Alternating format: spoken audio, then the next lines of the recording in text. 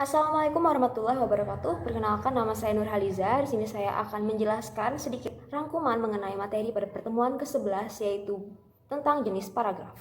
Dalam menuangkan gagasan pada paragraf, kita harus memperhatikan pola penalaran.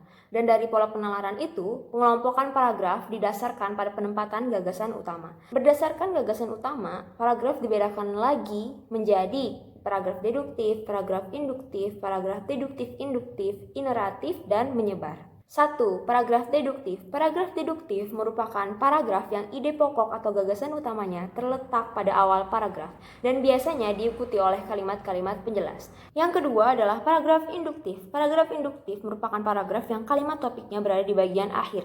Ciri-ciri dari paragraf induktif, pertama diawali dengan penyebutan peristiwa-peristiwa khusus untuk penjelas dari gagasan utama. Lalu selanjutnya ciri kedua adalah menarik simpulan berdasarkan dari peristiwa-peristiwa khusus tersebut. Selanjutnya yang ketiga adalah paragraf deduktif dan induktif atau campuran, yang merupakan paragraf yang kalimat topiknya berada di bagian awal dan akhir. Gagasan utama di sini bukan berarti ada dua, melainkan hanya bentuk pengulangan dari gagasan utama sebelumnya sebagai penjelas dari informasi yang dijelaskan. Yang keempat adalah paragraf ineratif, merupakan paragraf yang kalimat utamanya atau kalimat topiknya berada di tengah-tengah paragraf. Biasanya diawali dengan kalimat penjelas. Terakhir ialah ide pokok menyebar.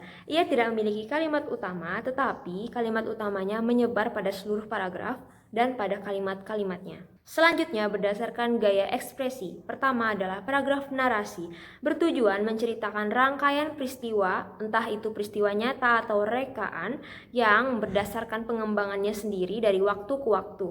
Membaca seolah-olah seperti mengalami sendiri peristiwa tersebut. Yang kedua adalah paragraf deskripsi, berisi gambaran tentang suatu objek atau kejadian-kejadian sejelas-jelasnya dengan melibatkan peran indera. Biasanya pembaca seolah-olah berada di suatu tempat dan dapat melihat, mencium, meraba, mendengar, dan merasakan apa yang tertulis dalam paragraf tersebut. Paragraf deskripsi selanjutnya adalah paragraf eksposisi, yang merupakan paragraf yang bertujuan untuk memberitahukan informasi atau sesuatu sehingga memperluas pengetahuan dari pembaca. Setelah itu adalah paragraf persuasif yang bertujuan untuk membujuk pembaca agar mau melakukan sesuatu sesuai dengan keinginan penulis.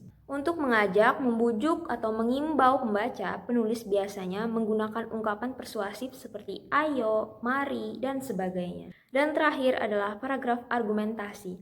Paragraf ini bertujuan untuk membuktikan pendapat dari penulis agar pembaca mau menerima pendapatnya.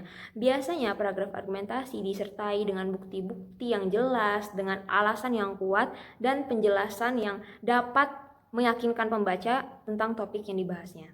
Mungkin sampai di sini saja penjelasan saya mengenai materi pada pertemuan ke-11 tentang jenis paragraf. Wassalamualaikum warahmatullahi wabarakatuh.